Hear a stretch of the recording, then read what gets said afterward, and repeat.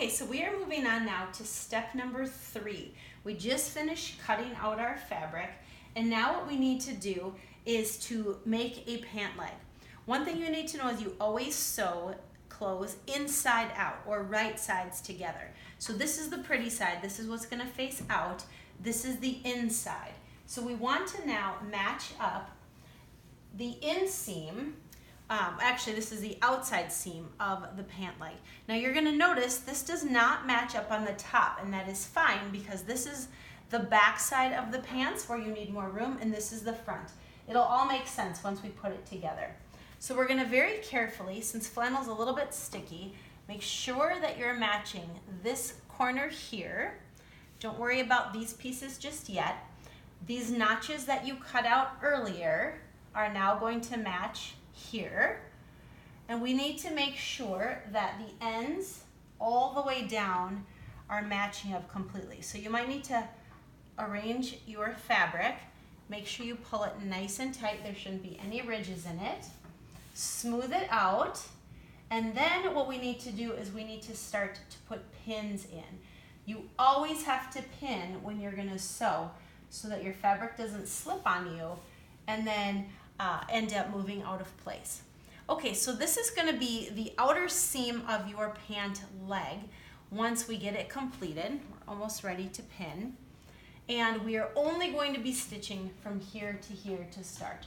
So we need to have our pins, and the appropriate way to pin, once we have the edges matched up, is that we are going to take our pin, put it through the fabric, behind, and then come forward. And you want the round knob on the outside, so that way that's where your hand is going to be, so you don't poke yourself. So we are going to start here, matching up your notches, and we're going to continue this process all the way down the pant leg. So we're putting in pins every couple of inches or so to make sure that it is nice and secure.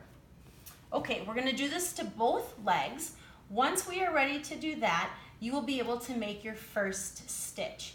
You're going to repeat the process on both legs, and then we will have had 2 pant legs completely done. Okay, almost done with our process. Pinning. You'll want to make sure you have a pin magnet nearby, so that way as you start to sew, you never want to sew over the pins. You can take them out once you reach that when you are sewing. Okay, so now we are going to set this piece aside. We have another leg that I've already done. Moving over to the sewing machine, we are going to make sure that it is set on a straight stitch. So we're not sewing zigzag, we are sewing a straight stitch, and we want a 5/8 inch seam allowance.